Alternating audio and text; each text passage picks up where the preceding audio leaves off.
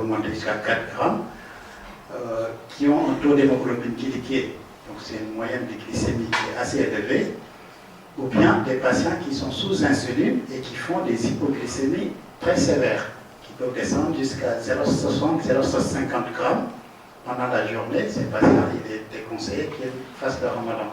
Dans tous les cas, si un patient est diabétique et qu'il a de l'insuline, l'idéal c'est qu'il consulte son diabétologue au moins un mois avant le ramadan pour établir un programme de suivi pendant le ramadan et après le ramadan une nouvelle consultation pour faire le point.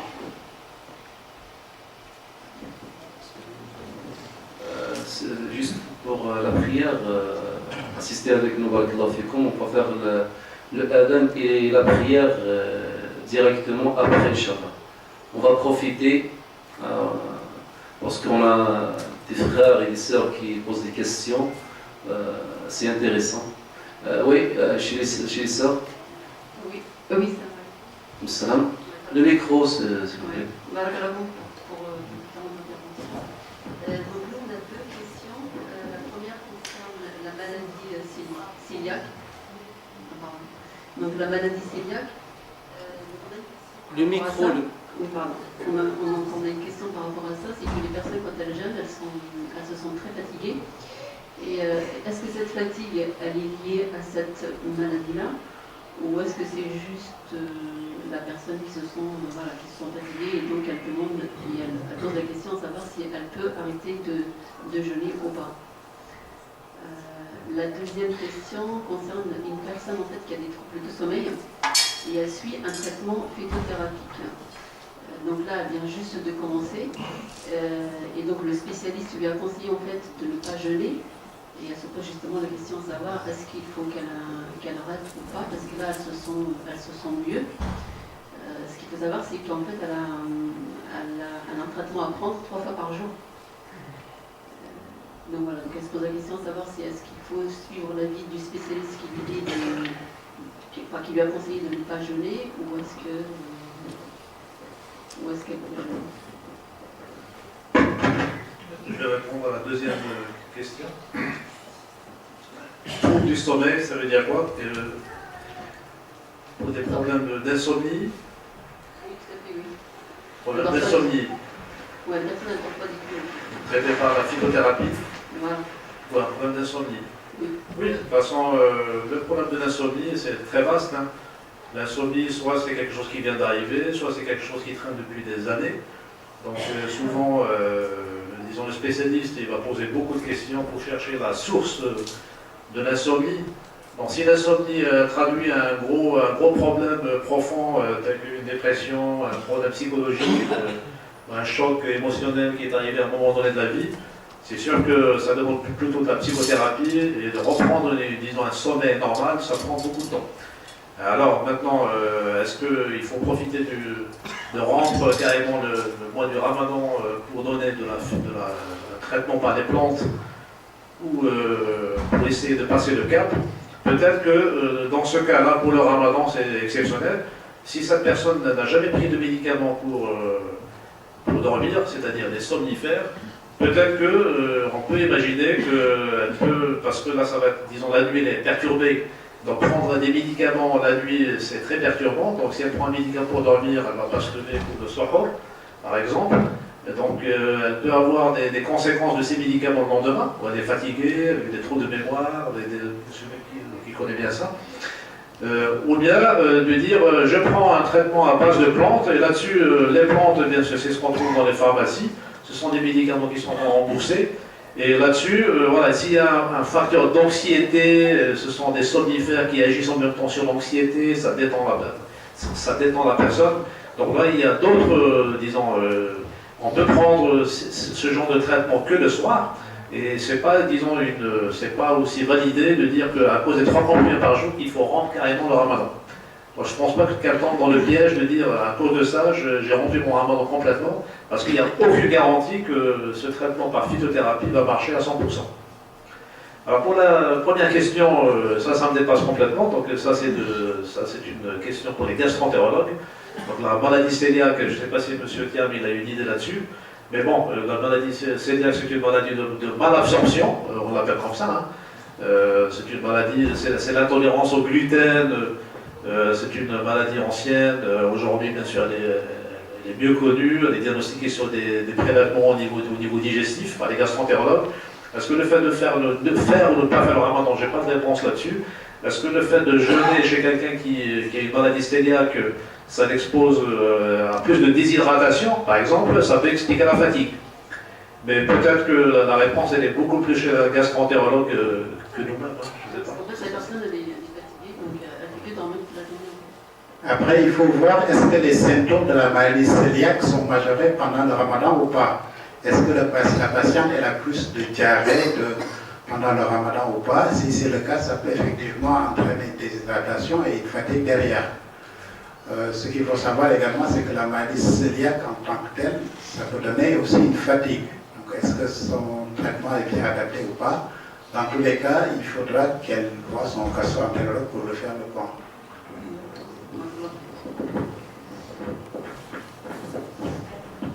Pour reprendre à l'intervention de Rachid, il faut savoir de manière générale que le trouble du sommeil, c'est quasiment l'arbre qui cache la forêt, c'est pas une maladie, c'est un symptôme. Le plus important dans cette démarche thérapeutique, ce diagnostic, c'est une démarche intellectuelle, c'est de savoir ce qui se cache derrière. Alors il y a trois niveaux d'intervention. Si un problème d'urgence, on ne peut pas répondre de la même manière. Si c'est un traitement à donner, si c'est un transitoire ou chronique. Si vous voudrez l'arrêter, quelles conséquences ça a sur l'arrêt. Donc de manière générale, il faudrait voir ce qui se cache. Et si le cas, il faudrait l'arrêter, il faut le mettre dans de bonnes conditions. Le sommeil peut cacher beaucoup de maladies, entre autres, ça peut être l'anxiété, la dépression, les soucis, enfin il y a tas de choses qui peuvent... et soigner un symptôme, c'est juste mettre un peu voilà, c'est pas une façon de soigner, et il faudrait voir ce que la personne cache derrière ça. Voilà. Merci. Les frères, question ouais. Salam alaikum. De manière générale, les effets bénéfiques du jeûne sur le corps, si vous pouvez nous donner quelques exemples, s'il vous plaît. Alors, effectivement, le jeûne est bénéfique pour le corps parce que ça permet surtout une épulation de déchets, parce que moins on consomme, moins on a des déchets. Donc le jeûne est un moyen surtout d'épulation. C'est un moyen également d'équilibration, comme a dit tout à l'heure Rachid, de certaines maladies comme l'hypertension artérielle, parce qu'on consomme moins de sel, on consomme moins de produits toxiques. Donc c'est le premier bénéfice du ramadan, c'est son effet d'épulation. Après, sur les maladies métaboliques, le diabète, en général, parfois c'est mieux équilibré pendant le ramadan parce qu'on a moins d'apport calorique, moins d'apport de glucides dans la journée globalement. Donc c'est plus un facteur protecteur sur les maladies métaboliques et cardiovasculaires. Donc ça c'est démontré.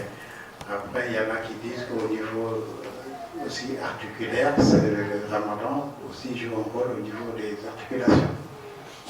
Il y a plein de bénéfices. Un petit complément. Nous les musulmans, on va dire, on a de la chance d'avoir un mois du ramadan. Et c'est comment entretenir les bienfaits du jeûne, enfin du ramadan. Donc nous on a cette chance de passer 30 jours, mais même pour ceux qui le font très très bien, souvent les gens ils perdent le bénéfice après la fin du ramadan, et on a donc 11 mois où on va encore s'intoxiquer, on va manger beaucoup de sucre, beaucoup de sel, on va manger du n'importe quoi. Et donc si on voit le bénéfice spirituel ou le bénéfice scientifique du ramadan, c'est sûr que les gens qui jeûnent 2 fois par semaine, qui font ça régulièrement et toute l'année, ils tirent plus de bénéfices de ceux qui font 30 jours de ramadan. On va dire ça c'est sûr. Après, il y a tout un changement, ce qu'on appelle du fonctionnement du foie, par exemple, pendant le ramadan. Déjà, quand vous faites des prises de sang, des bilans sanguins pendant le ramadan, deuxième, troisième semaine, quand vous allez faire des prises de sang, des fois les bilans ils reviennent perturbés. Il y a des chiffres qui changent. Et ça, c'est pas normal. Et on recommande aux gens de ne pas faire trop de prises de sang, sauf ceux qui sont suivis pour une maladie bien particulière. Et si vous faites des bilans pendant le ramadan, si vous avez des résultats qui sont perturbants ou perturbés, il faut toujours les refaire après la fête de l'année, bien sûr. Donc, oui, les bénéfices du jeûne, maintenant il y a beaucoup d'études là-dessus, seulement on n'en parle pas beaucoup dans les médias, mais pour les scientifiques et il y a des tests qui sont faits là-dessus, il y a des bénéfices sur l'hypertension, surtout sur la mortalité cardiovasculaire, par exemple, les conséquences sur l'équilibre du diabète, par exemple, et ça c'est indéniable. Voilà. Pour compléter les deux réponses, moi j'en vois concernant les bénéfices psychiques quand on respecte la période du jeûne. Il y en a à peu près 3 ou 4. Le jeûne, c'est la première école de refus pulsionnel, c'est-à-dire on se met devant soi et on accepte de se frustrer pour passer à autre chose. Le deuxième point, c'est une élévation de l'estime de soi ou l'amélioration de l'estime de soi. Le troisième point qui est ramené par le jeûne, c'est le sentiment d'appartenir à une communauté. Et donc, du coup, ça entraîne, donc, en quatrième point, un effet fédérateur. Donc, quasiment, et l'école de refus, l'amélioration ou l'augmentation de l'estime de soi ou l'image de soi, le sentiment d'appartenir à une communauté, il y a un effet fédérateur. Et ça, d'autres questions? Ouais. Oui, ça répond. C'était une question par rapport à la thyroïde. Est-ce qu'il était possible de faire des tests de thyrogène pendant le jeûne? Comment? Concernant la thyroïde, Oui. est-ce qu'il est possible de faire des tests de thyrogène pendant le jeûne? Normalement, pendant le ramadan, le jeûne, il n'est pas conseillé de faire le test au thyrogène. Ce soit que c'est un test qui peut être différé, il n'y a pas d'urgence. Donc il faut attendre la fin du ramadan pour le faire. Parce que votre médecin vous l'a prescrit pour le faire pendant le ramadan? Là, je dois le faire en début juin. Début juin? Est-ce que À mon avis, il faudra le décaler après le ramadan. on peut le décaler d'un mois? Comment? Ça pose pas de problème de le décaler d'un mois? Normalement, non. Parce que le thyrogène, le test au thyrogène, c'est juste une surveillance. Après un traitement, on a enlevé la thyroïde. On vous a enlevé la thyroïde, c'est ça? Oui, c'est ça. Ouais.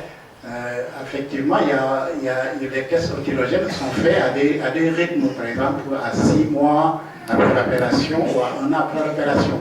Mais à 6 mois, ça ne veut pas dire à 15 jours près. Donc, à mon avis, vous pouvez le décaler après le ramadan. En fait, je le fais tous les ans.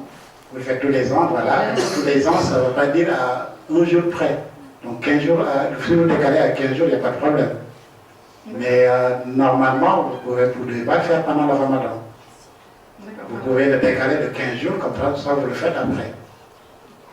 D'accord, voilà. Après, si votre médecin tient absolument à le faire à cette date-là, vous le faites et vous ne faites pas le jeûne ce jour-là. Mais il n'a pas tenu compte du mois de Ramadan, donc là c'était programmé, c'est tout. Non, on n'a pas tenu compte du mois de Ramadan, en fait c'est programmé depuis. C'était programmé depuis. Et vous le faites à l'hôpital ou en ville? En ville. Oui. À mon avis, vous pouvez le décaler de 15 jours, il n'y a pas de problème. D'accord.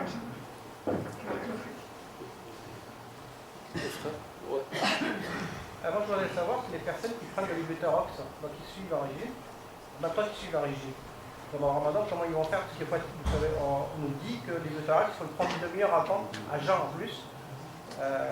Pendant la période du ramadan, comment ils vont faire ça?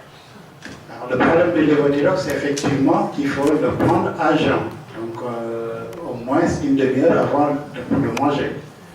Donc, l'idéal, c'est de le prendre, de se réveiller une demi-heure plus tôt. Donc, le prendre au petit matin, en fait. Au petit matin. Donc, il faut le prendre au petit matin, une demi-heure avant de manger. Après, si vous le prenez le soir, c'est compliqué, parce qu'il faut que ça soit à jeun. Donc vous êtes obligé de le prendre le moment de la rupture et de rester 30 minutes pour manger. Et ceux qui suivent un régime? Non, il n'y a pas de régime particulier. Il faut juste que le médicament soit pris. Quand le médicament est dans l'estomac, il faut que l'estomac soit vide. Donc il faut le prendre une demi-heure avant de manger. Et avant, il faut respecter une demi-heure pour que le médicament soit absorbé, pour que vous puissiez manger après. Donc après, il y a certains médicaments qui ne vont pas avec. Donc l'idéal, c'est de le prendre en premier et de prendre les autres médicaments après.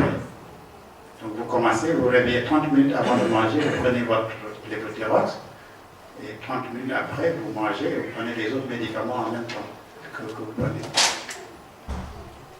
Ça, Juste un petit complément.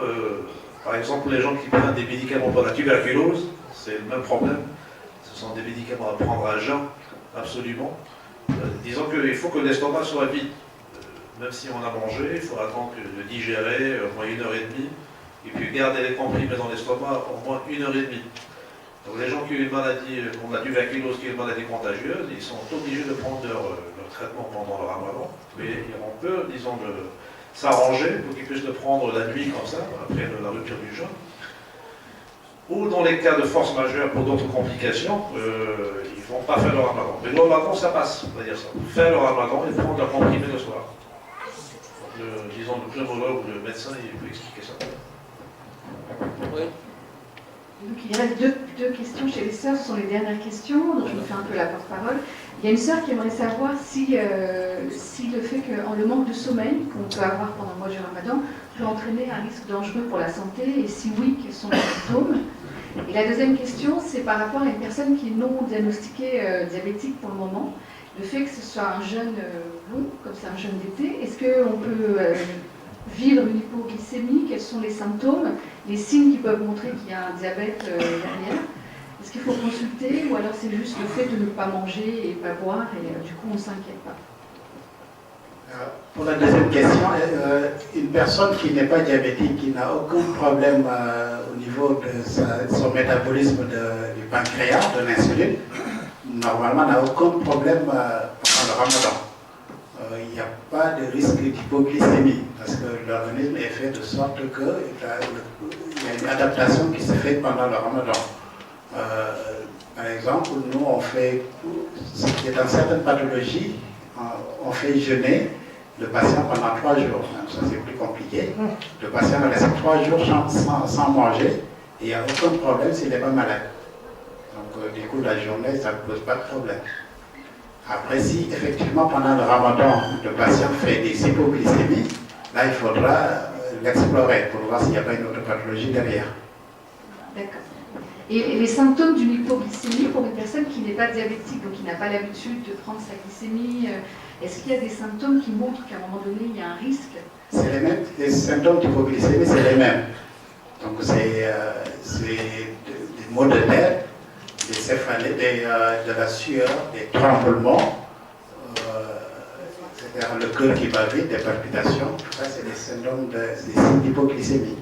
Donc ça, c'est des signes. En fait, lorsque le sucre est très bas, l'organisme essaie de compenser en sécrétant des hormones qui font monter la glycémie. Donc le cœur, il bat vite parce qu'il y a de l'adrénaline qui est sécrétée, donc c'est les palpitations. Il y a les tremblements des mains, le cerveau commence à souffrir, donc on a des maux de tête et parfois on tombe en malaise. Donc c'est les premiers symptômes, c'est donc les maux de tête, les tremblements et le cœur qui bat vite et le corps qui se couvre, beaucoup de sueur sur le corps.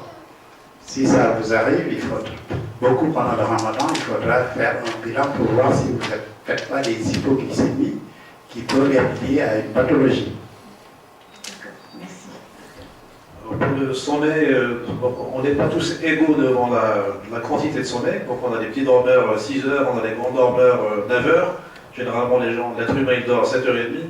Donc pendant le ramadan, c'est sûr que le fait de veiller beaucoup plus tard et rester devant la télévision, etc. Donc les gens, à la fin du ramadan, ils sont épuisés. Ils sont moins performants au travail, ils ont des maux de tête, ils risquent un accident sur la route. Donc tout ça, il faut en tenir compte. Donc pendant le ramadan, on est tous pareils. Hein. Donc on essaie tous, disons, de s'organiser pour qu'on puisse dormir. Alors les gens qui travaillent le matin, qui commencent très tôt, c'est pas la peine de... Ça c'est les questions aussi avec le Cheikh Riyad, pour Salat Tarawih, les horaires décalés, etc. Donc ça joue sur le sommeil beaucoup. Donc les gens qui sont retraités, ça pose aucun problème, ils vont même prier en 2 fois et ça pose aucun problème, ils vont faire la grasse matinée un petit peu le matin. Mais ceux qui travaillent, ceux qui sont sujets, qui sont très sensibles au sommeil, oui, les conséquences, même en dehors du ramadan, ça peut être catastrophique. On a eu même, pour l'anecdote, on a eu un anesthésiste à l'hôpital Jacques Monod il y a quelques années, donc un assistant qui faisait des allers-retours Jacques Monod-Caen, et tellement il ne dormait pas assez, il faisait beaucoup de garde, donc il a fini avec un accident de la route et il devenait handicapé. Alors pour compléter la réponse de Rachid, les troubles du sommeil isolés, c'est quasiment des choses qui sont exceptionnelles. Et en fait, dans le deuxième niveau de réponse, on rentre dans un cercle vicieux, ces troubles du sommeil qui entraînent, donc qui sont des manifestations d'autres choses qui, lorsque le trouble du sommeil persiste, aggravent ce qui existe déjà. Pour qu'il y ait une conséquence grave psychiquement, il faudrait l'échelle des mois pour que le trouble du sommeil entraîne soit l'anxiété, soit la dépression. Mais généralement, quand on dort très peu, pendant quelques temps, il suffit quelques nuits de sommeil, de bon sommeil pour qu'on récupère physiquement et psychiquement. Mais dans la nature, ça n'a pas raison de donner des dépressions ou autre chose. Mais encore une fois, il faudrait voir ce qui se cache derrière les troubles du sommeil, qui sont encore une fois isolés. Dernière question pour les hommes, pour les frères. Pas de questions? On clôture. Une sœur voudrait savoir si on a le droit de faire une prise de sang pendant le ramadan, le mois du ramadan. Prise de sang, les frères? Je voulais juste savoir, celui qui jeûne, est-ce qu'il peut faire un don de sang? Prise de sang, don de sang.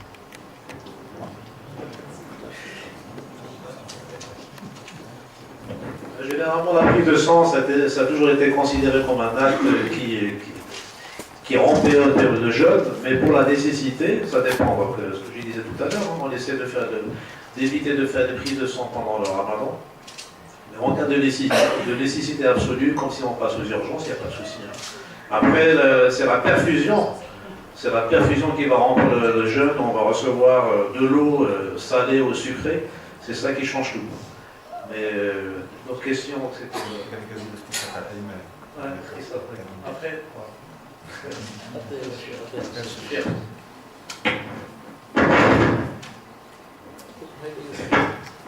الحمد لله اللي عطينا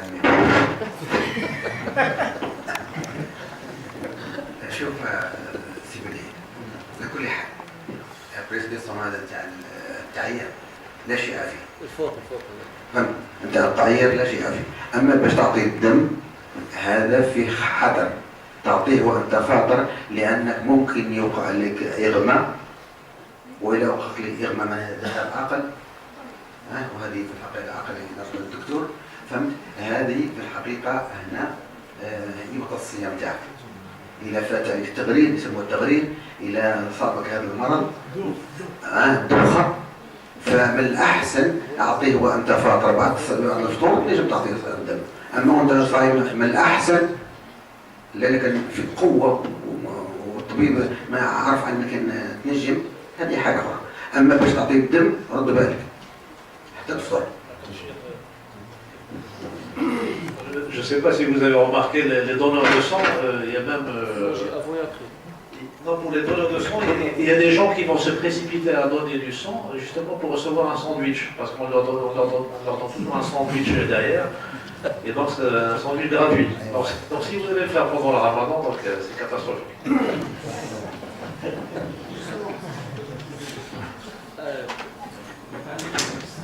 Pour prise de sang, Cheikh, il a dit pas de souci, comme le docteur.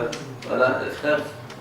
Je veux savoir les conséquences de trop manger, par exemple, après une journée de jeûne. C'est quoi les conséquences? Après, c'est... Souvent, on a tendance à faire pendant un jeûne et le soir, trop manger. Se gaver, quoi. En tout cas, si vous n'êtes pas diabétique, normalement, il n'y a pas de problème, vous pouvez manger à votre faim. Après, manger rapidement, normalement, ce n'est pas conseillé de manger très rapidement. Parce que votre estomac, En fait, si vous mangez vite, vous n'allez pas sentir la satiété, l'envie d'arrêter. Parce que pour que l'information passe de l'estomac pour stimuler votre centre de satiété dans la tête, il y a un délai de 30 minutes environ. C'est pour ça qu'on conseille aux patients, aux personnes de manger lentement pour que quand vous n'avez plus envie de manger, le centre soit alerté et que vous arrêtez. Mais si vous mangez vite, vous risquez de manger beaucoup le temps alors que votre cerveau n'est pas informé que vous devez arrêter. Mais il faut manger très lentement. Après manger beaucoup, ça peut avoir des conséquences. Vous dilatez votre estomac et l'estomac, quand c'est dilaté, après votre quantité, pour que votre satiété soit atteinte, ça va être encore plus difficile. Donc vous allez avoir tendance à manger plus. Et du coup, la conséquence, c'est effectivement la prise de poids, parce que les réserves vont se stocker. Et ça peut donner une prise de poids. Et toutes les pathologies qui viennent avec la prise de poids. Ça, c'est même la maladie du siècle, parce que tout le monde, disons, en France par exemple, manger, avant, c'était 3 quarts d'heure. C'est pour ça que maintenant, même au travail, sur des lieux du travail, les gens ils ont moins de temps pour manger, qu'ils mangent rapidement.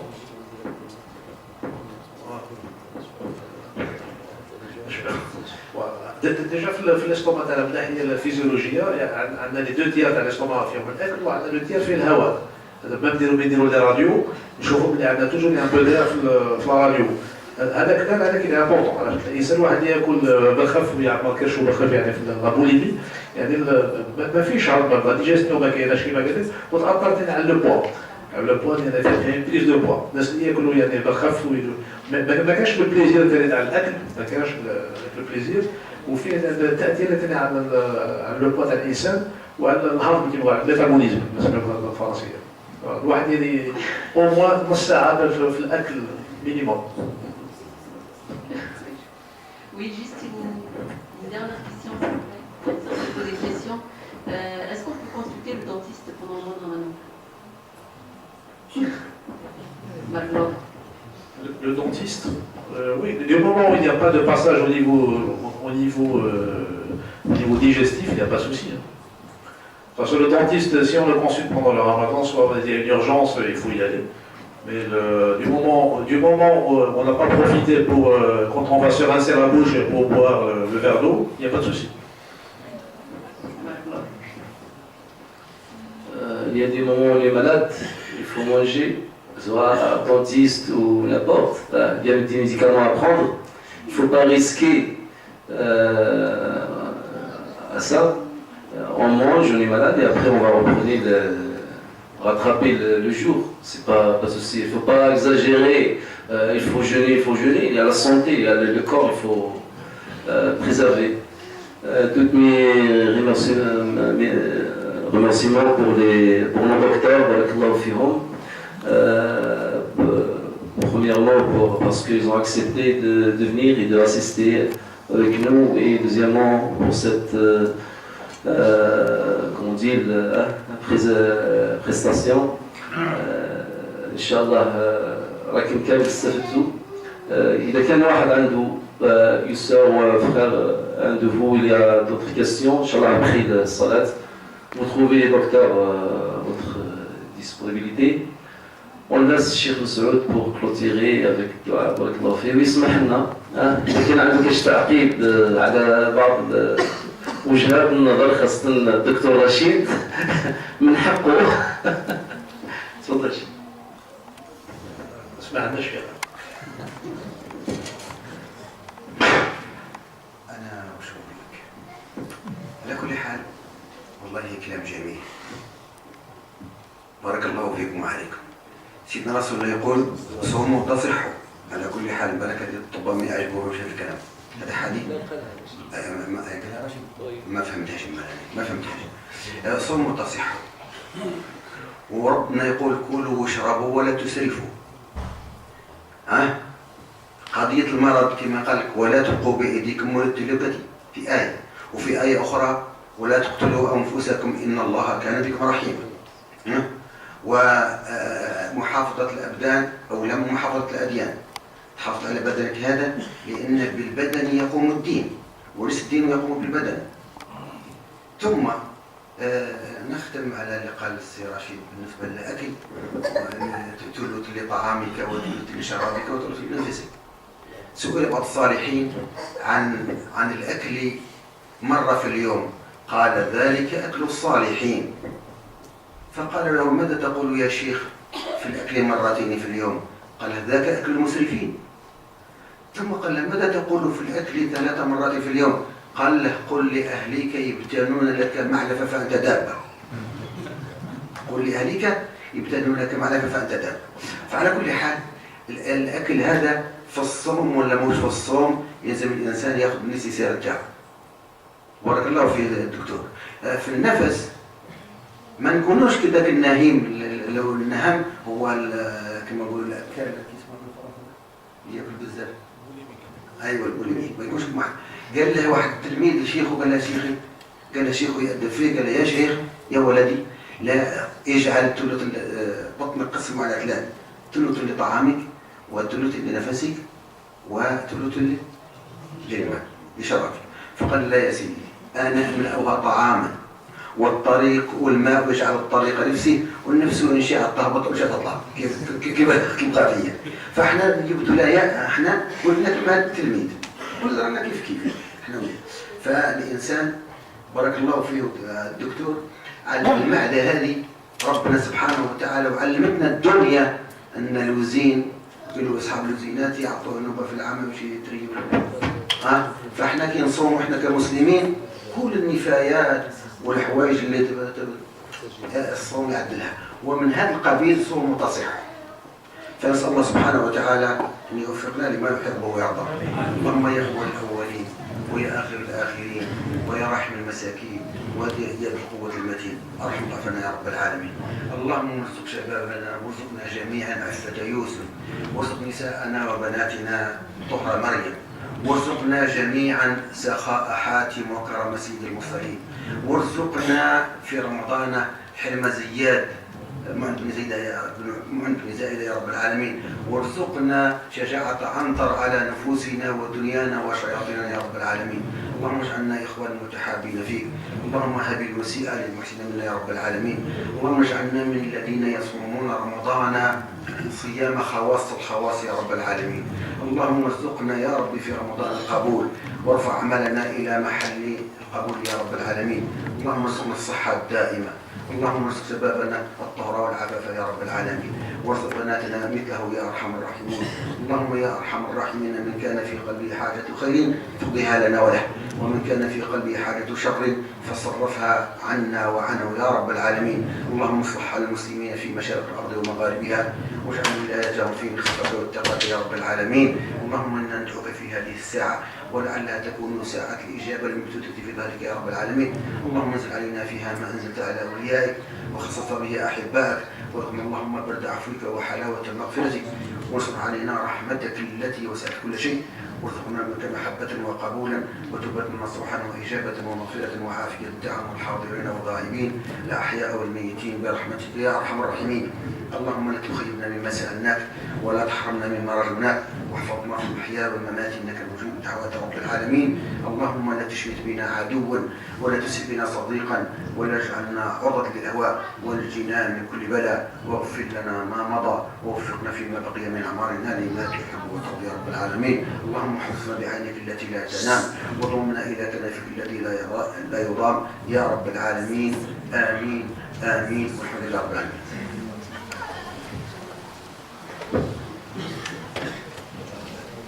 Juste pour les frères et les sœurs, juste, Inch'Allah, qui sont concernés, des dupliantes qui expliquent la maladie et les jeunes, Inch'Allah, on va distribuer après.